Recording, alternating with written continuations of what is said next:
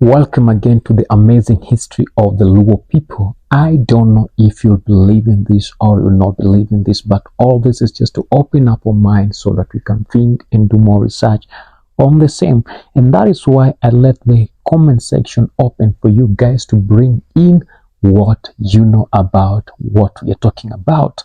So, the Luo people emerged from the Semitic speaking, Nilo-Saharan speaking, Cushitic speaking people. That's amazing. The Luo were originally a light-skinned community with the culture of Egypt, Tekibi culture of Egypt, Kush and Mero. Wow, they were light-skinned. Yes, they were light-skinned according to that history.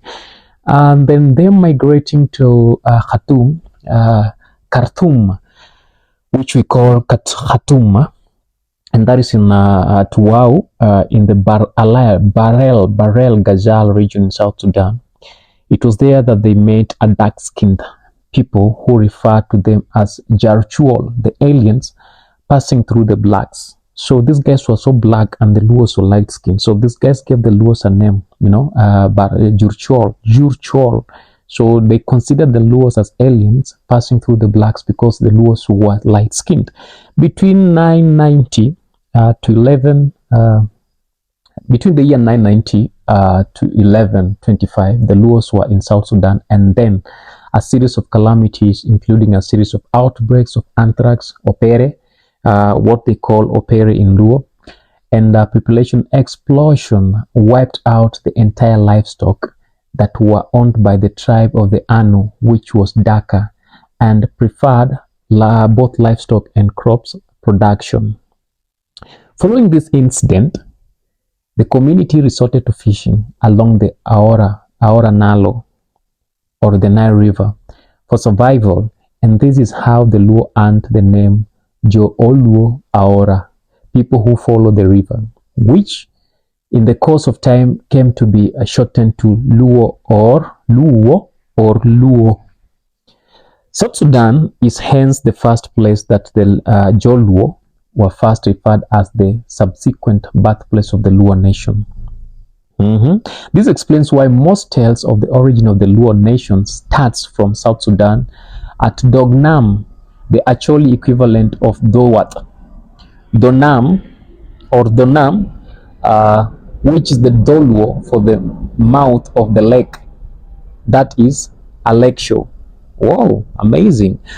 And whereas there's no agreement on which lake it is, most historians identify it as Lake No. That is River Polujo, or what the Arabs called the Sea of Gazelle. Bar El Ghazal. The three are just the same thing. Okay, those three names that we just mentioned just means the same thing. That's the Sea of Gazal or Bar Ghazal, River Palujo, and they're just still the same thing. Yeah.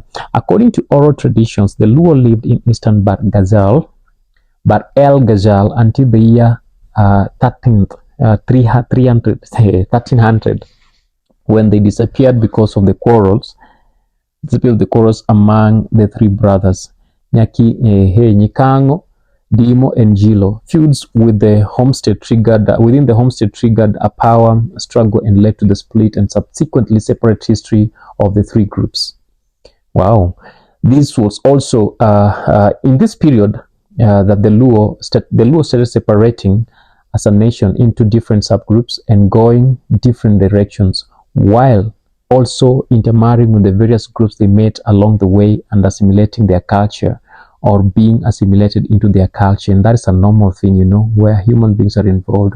There must be such a kind of intermarriages and all that, because you can't stop it and all that.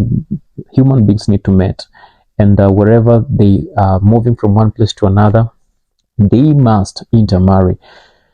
The Luo-speaking people include the following subgroups: the Shilluk or Cholos, that is from South Sudan and Ethiopia; Anywa, Ethiopia and South Sudan; Maban,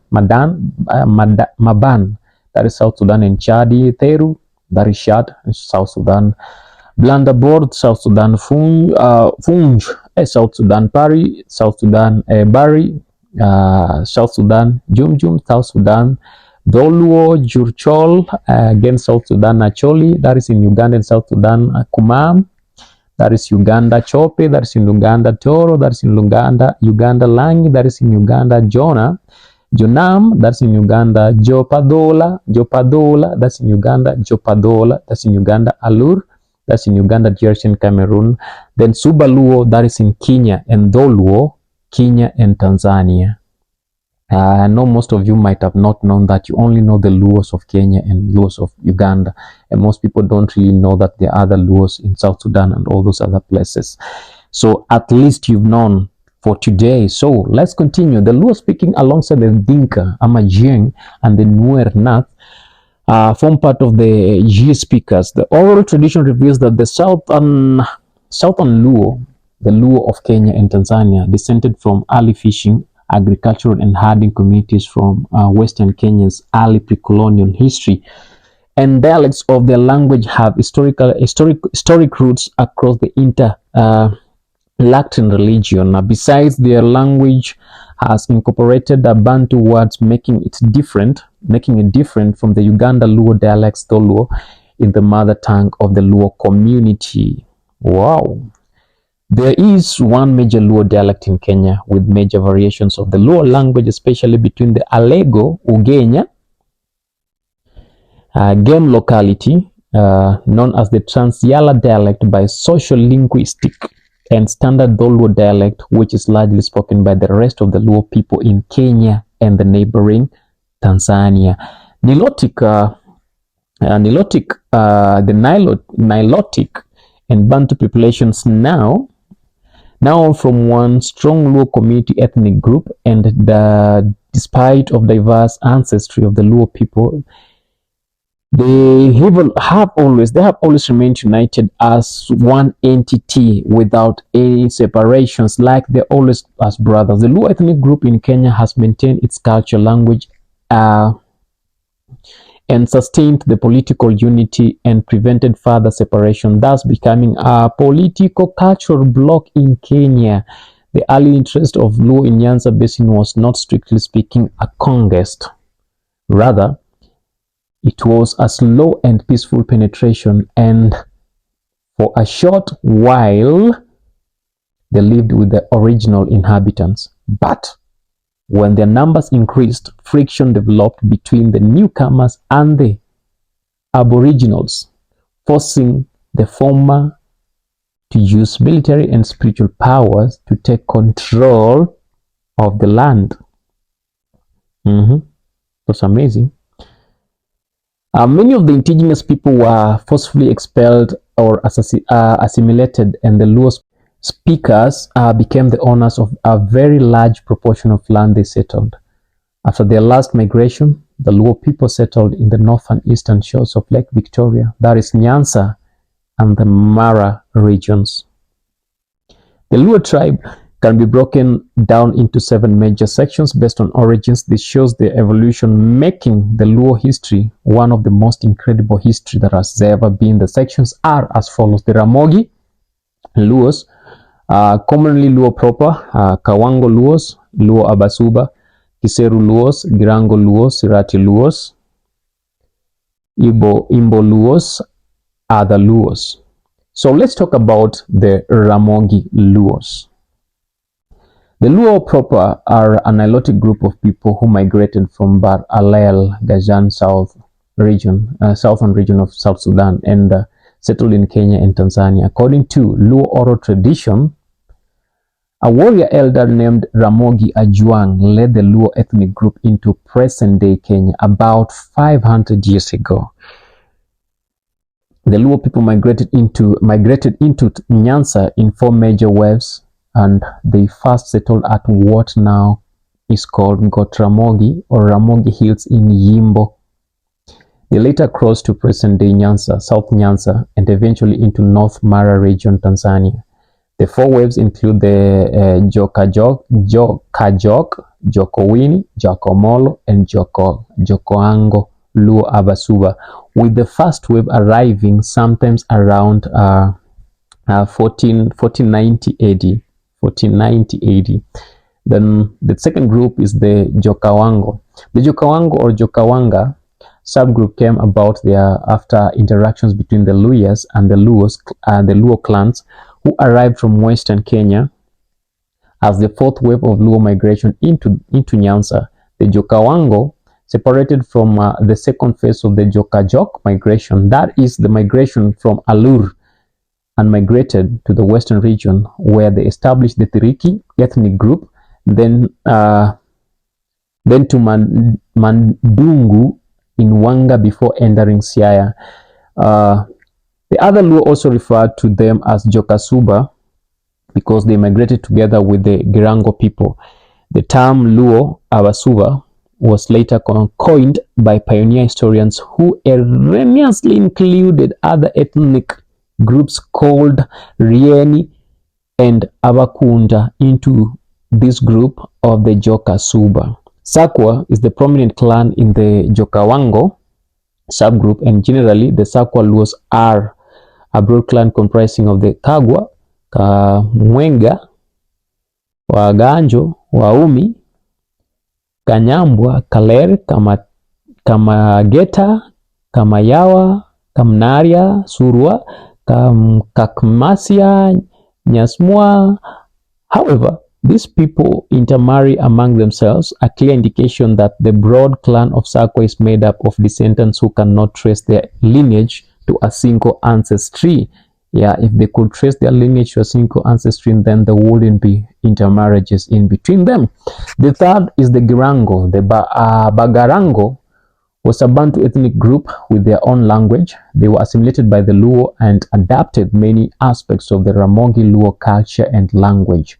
Though they have managed to maintain some aspects of Bantu and often use Suba as the identifier to distinguish themselves as a separate group, the Suba or Girango people are not to be confused by the Homa Bay Luo Abasuba or Abasuba community, who are Bantu of different ethnic backgrounds that reside within the borders of Suba County, Suba sub-county. Moreover, their language, Ekisuba, Ekingoe, was also distinct and very different from the Olusuba or Luganda language spoken by the Luo Abasuba, particularly the Abakunta ethnic community. The name Suba is derived from Girango's father, who was called Suba. So all the Girango people owed their allegiance to Sabfro from a lineage they were founded. The majority of the Girango clans migrated alongside the Jokawango, the fourth phase of the Luo migration into Nyanza. They came from Uganda and settled first in western Kenya at Emmanuelia,